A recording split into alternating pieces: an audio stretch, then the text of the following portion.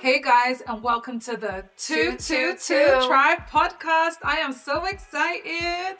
This is our first episode, guys, and we are the #1 podcast for affirmations and manifestations. That's right. I feel like everyone I know is pretty much elevating right now, right? Elevating in spirituality. People are even making like the right food choices. People are in the gym. We've got people like Black China turning to God. We've got people like Rihanna who hasn't even drank alcohol in like a whole year. Congratulations, Rihanna. I know I don't drink. Did you stop drinking too? I did. I feel like everyone is pretty much going back to the basics, right? Everyone's going back to the basics of being healthy body, healthy mindset. We're going back to love, guys. We're going back to love. So that's what our podcast is all about. Pretty much that's what it's all about, just elevation, right? So let me just introduce myself. I am your host with the most. My name is Zoe Deshai Williams. Some people call me Zoe, which means life. Some people call me Deshai, okay? I am a singer-songwriter from London, and I'm also a quantum physics motivational speaker. I'm an entrepreneur. I feel blessed, thank you God. I feel blessed that I've been a self-made entrepreneur for half of my life. And I'm also a mother to a beautiful little princess. I'm gonna hand you over to my co-host right here. You wanna talk to the people? Sure.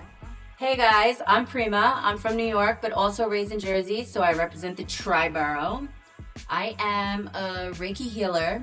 I'm an artist, a musician, a mother of two. I consider myself a student of life because I'm constantly learning with everything I do. I love trying new things as an artist, whether it be creating or connecting with the earth, helping people, and that's why I am very much looking forward to doing this podcast because it's about connection. I'm not an expert at healing. I don't know everything about manifestation, but I think the more that we share our vulnerability with each other and we be honest and authentic, the more we can connect and the more we can have an understanding of awareness. I love that. I totally agree. You know, you said something the other day. Prema actually said we are the student, but we're also the teacher. Or we're the teacher and we're also the student. I don't believe anyone really knows everything. I think that we're just learning and we're gradually learning as things go on. Manifestation and affirmations, are they real? Okay. I'm going to be honest with you in regards to the manifestations. I kind of understood manifestations at a young age, right? But I wasn't really kind of getting it. It's in the Bible. There's certain things in religious books, ask and ye shall receive and those type of things, but they kind of go over a lot of people's heads, right? And then one movie stuck out to me, The Secret, right? I think a lot of people have seen The Secret. And when I saw The Secret, that really stuck out to me. There was a part where a guy had a vision board and he was like, yeah, and I put a picture of my house and I put a picture of this and I put a picture of that. And then he said when he moved into a new house, he took the picture out of the box. And do you remember that part? Mm-hmm. He said, and I couldn't believe it. I was living in that house. And that just stuck with me. And I knew that God put in each and every one of us the power to manifest. But I feel like you have to literally believe it to activate that. So that's why we're here, guys. We're here, guys, to just kind of like help you all find that within yourselves, right? So manifestation is real if you believe it. Now, what helps with manifestation, I believe, is affirmations too. Absolutely. Because we're all running on a program. And then when we do affirmations, we're reprogramming ourselves, because I heard that we're all born in a very high frequency. And then along the way, we pick up other people's programs. Kanye West said he got his mom's program when it was like, or someone's program, don't jump on the table, don't jump off the couch, don't jump on the coffee table, Kanye. And then that just stays in your head, right? And it's like, okay, I can't jump on the coffee table. Be careful when you do this. Oh, you can't do that. And all these programs hit us. And it's like, they turn into limitations. And now we're a walking program from other people's limitations. Whereas if we found a way to quiet the noise, right? Quiet the noise, then we would be able to literally find our true callings and manifest with ease, right? So I believe manifestations come in to reprogram all of those limitations. One of my favorite affirmations is from a gentleman called Bob Proctor, right? Are you familiar with Bob Proctor? I am. Yeah. Yes. Yeah. So he was a part of The Secret too. He was. Yeah. Yeah. Shout out to his son as well. His son hit me up on Instagram. Bob Proctor's amazing. One of the things Bob Proctor said, and I just couldn't get it out of my head. He said, we really do not know each other. He said, you know, he made up this thing. He said, you know, someone says, are you coming into work today? I say my name Bob. I say my name Proctor. put those on my names. Right. That's not who I am.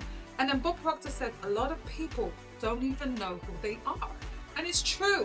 It's really, really true. We're so busy. We're out in the club, we're working 9 to 5, we're with family.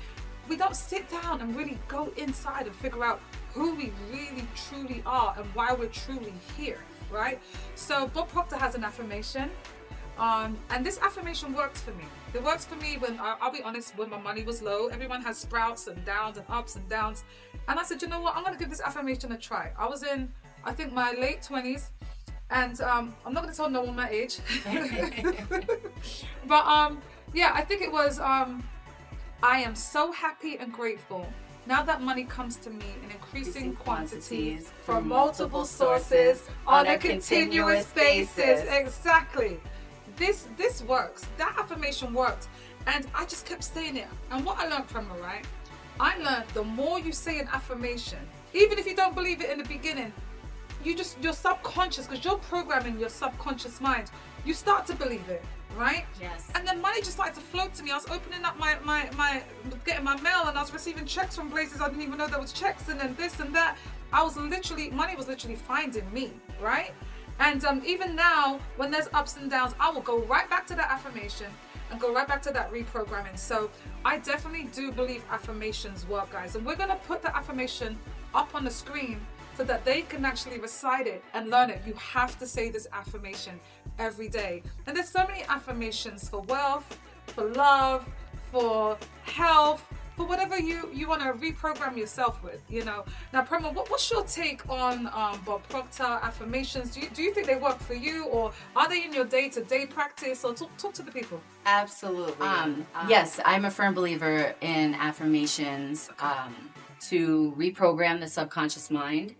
I can tell you firsthand that it's not easy work. You know, I'm not here to tell you that things are going to be simple and easy. You do have to stay dedicated and committed to yourself, and endurance is a big part of spirituality. I did affirmations for maybe a year or so where I didn't believe what I was even saying, but there was something inside of me that kept pushing me to move forward and continue to keep going, because I did have faith, and holding on to that faith kept me pushing forward. And once I started breaking through and realizing and seeing differences in certain things, like the affirmation we were discussing, I'm so happy and grateful now that money comes to me in increasing quantities through multiple sources on a continuous basis. Right. When the breakthrough happens, there was a connection there.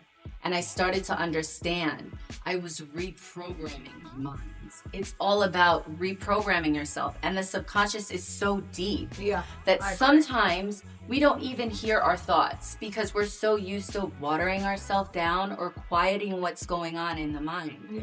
And a lot of people say, we have to quiet the chatter, and, you know, we need to, you know, come in tune and quiet things. And for me, it wasn't necessarily about quieting things. It was about being aware and bringing the volume to my attention so I could actually see what was going on up here, to understand, why am I saying these things and it's not resonating? And I'm doing this every day and every day. And I'm not here to deter you or, you know, tell you that it discourage you in any type of way. I want to encourage you, and I want to encourage you in the most honest and authentic way. And commitment is everything. When doing affirmations and manifestation, we have to honor ourselves.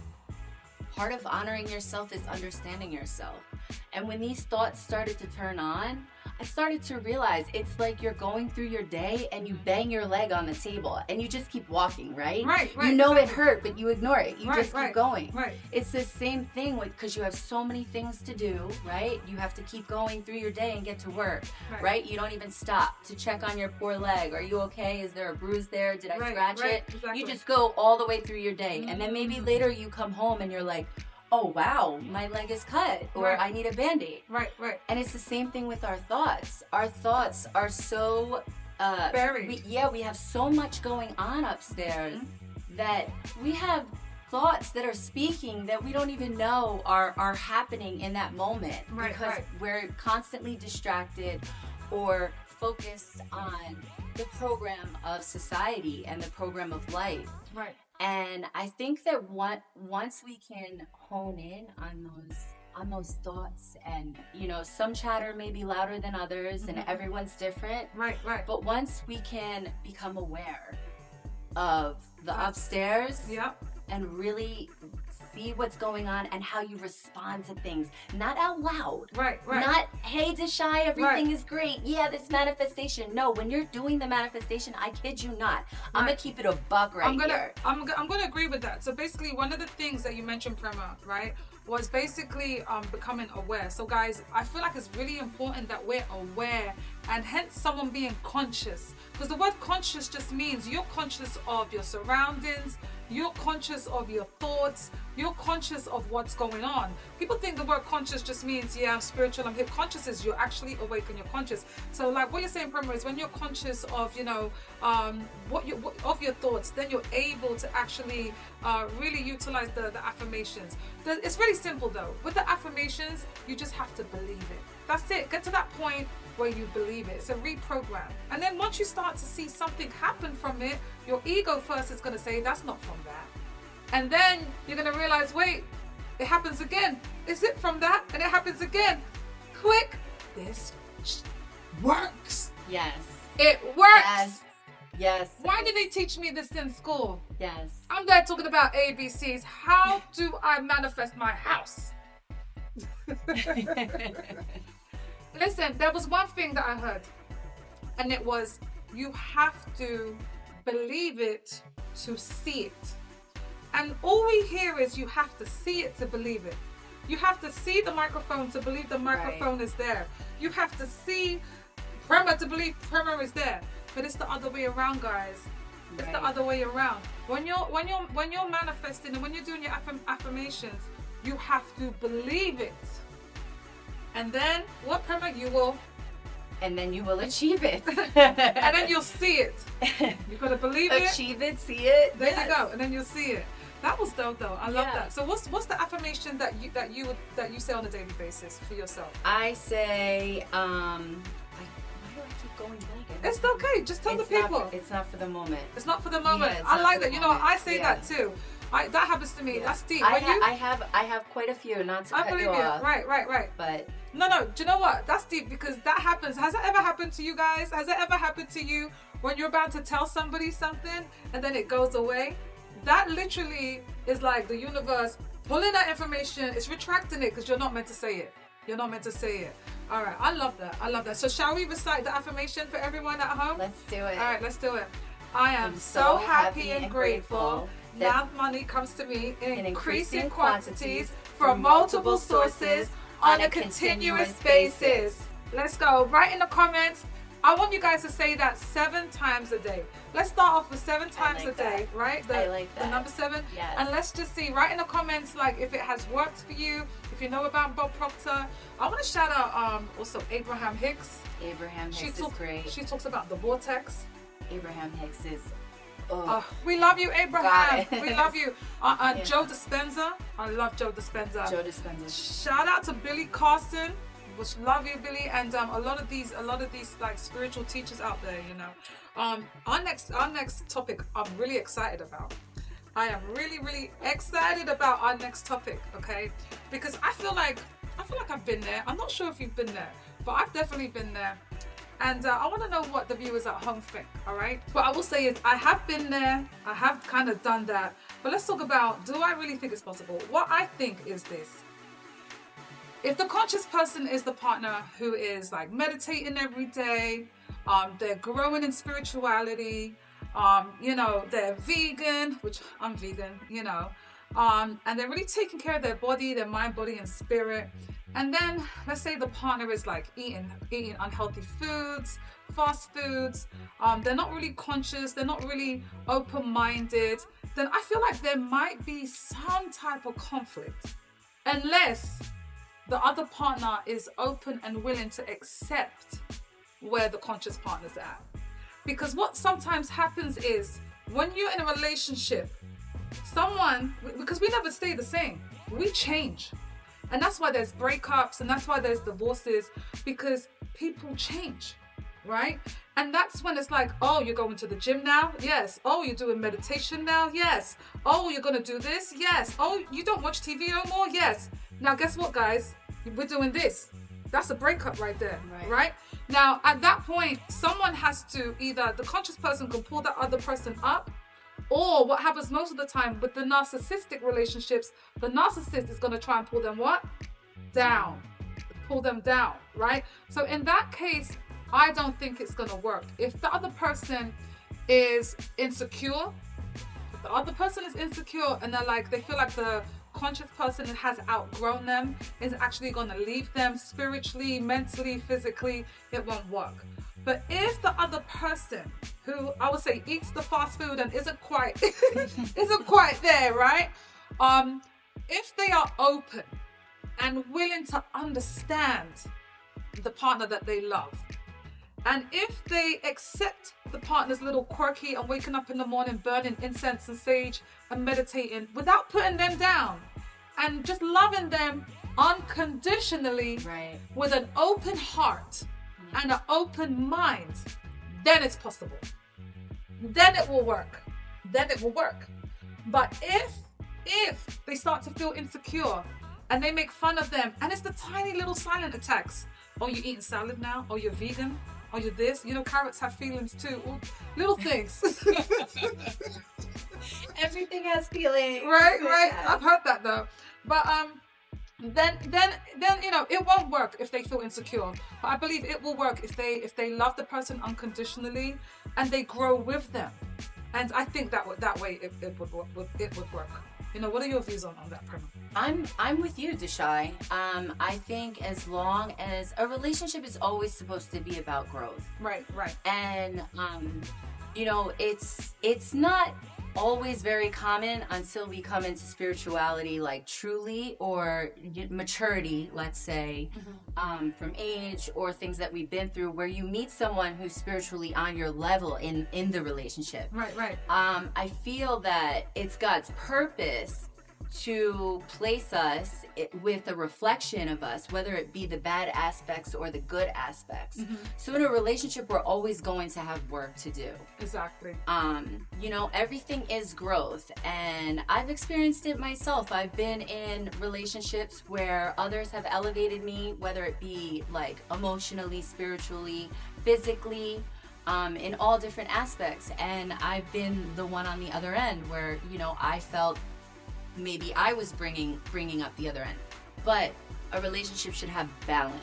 Yeah. And I think for me, especially as a Libra, shout out to Libras, for me that balance is really important. So, you know, first of all, you get to a place, and I don't mean to sound like egotistical or anything, but you get to a place of consciousness within yourself and honoring yourself where you're just not going to deal with things anymore. Exactly. You know? Exactly. So like, it's a game changer. Like, I'm not gonna, I did have a relationship where that other person ate bad. Okay. At the time, I was into fitness. Uh-huh. I was borderline training to be a personal trainer. Right. 6-pack, everything. People would come up to me and ask me to train them at the gym. I'm not boasting.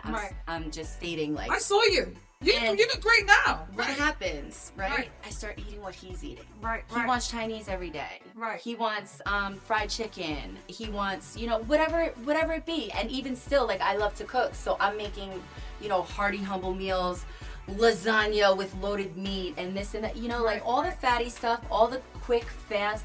And I started adopting his diet without even realizing it, because I think that I'm in such a great physical place that I can do this a little bit. I could cheat a little bit. A little bit turned into a year, and next thing I know, you know, I stopped going to the gym because he didn't like to go to the gym, and I wanted a gym partner, or I'd rather spend time with him. And all of this was a lesson for me. It was something that I did on my own accountability, and I committed to. And I knew I was committing to it at the time. Right. I wasn't aware, you know, of course I wasn't purposefully pushing myself down. I wasn't saying like, oh, okay, I'm gonna eat fast food and like, you know, digress.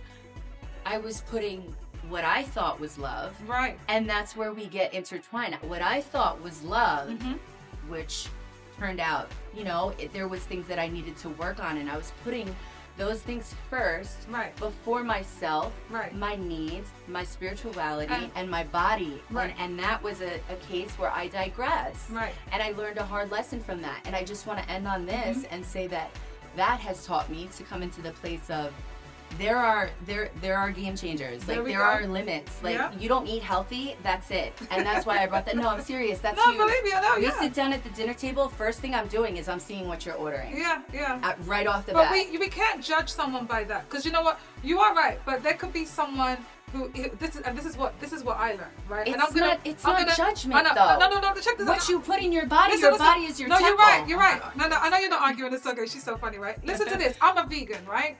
And I'm just going to give you guys a little sneak peek on just how, you know, in regards to dating. I used to eat meat, you know, back in the day.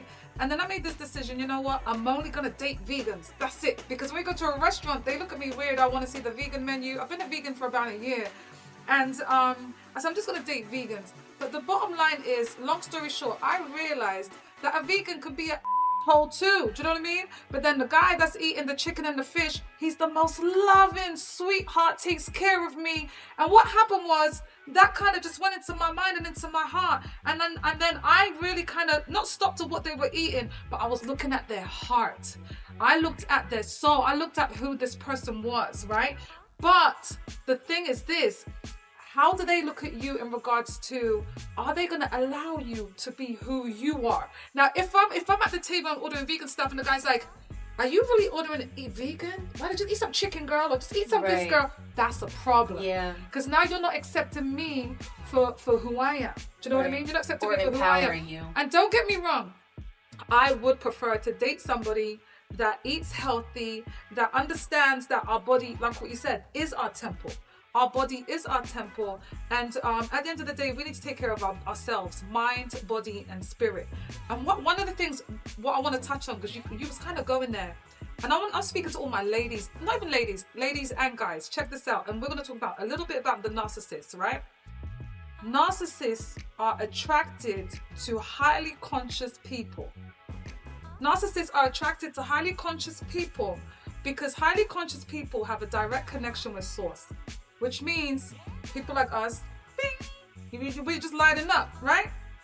Now, you have a highly connection to source, to God. You're just spiritual, source to God. Narcissists, they don't have a direct connection to source. So they have to pull their energy from somewhere else, right?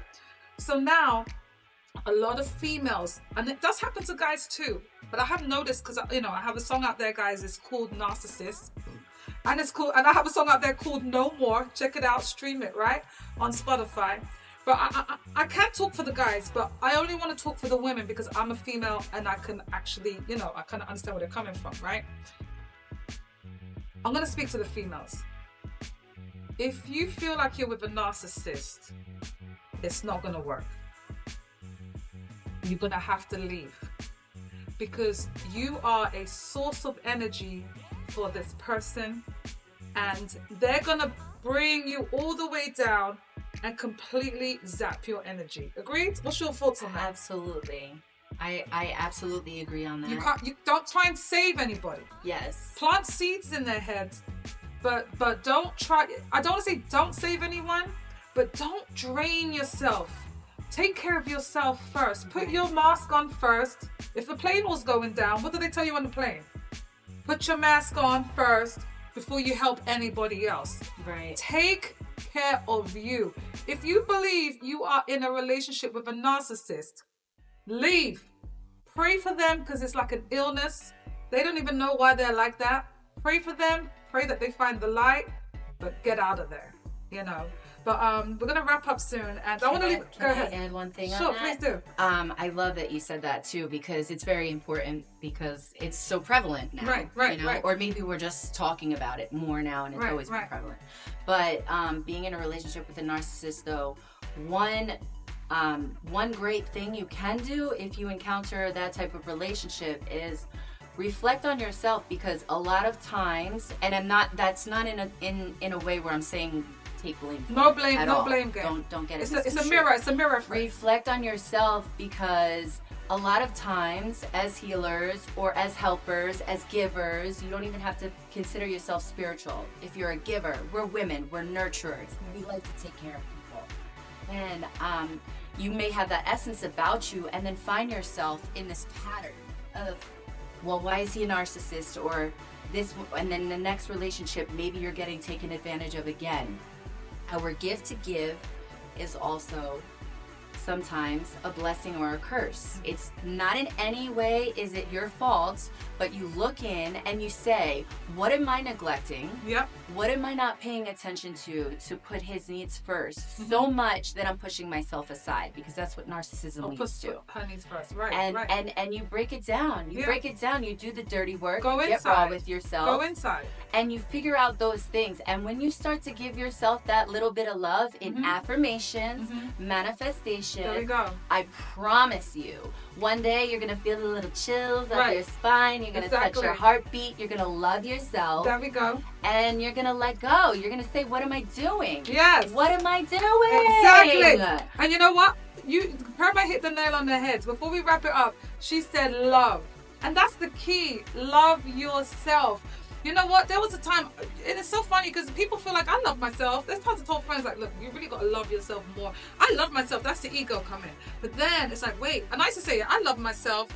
But wait, when you really, really, really, really love yourself, you don't put up with anything. Mirror meditation. You don't put up with nothing that is not in alignment with you. So when you really love yourself, you're gonna stop attracting it. The way Prema said that it's a pattern. I'm dating the same guy. It happened to me. Not anymore. I'm dating the same guy again and again. A different person. Love yourself. Raise your frequency. Raise your frequency. All right, we're gonna end it on this note. I'm gonna say I love you guys. Source wants me to tell you this. Love yourself.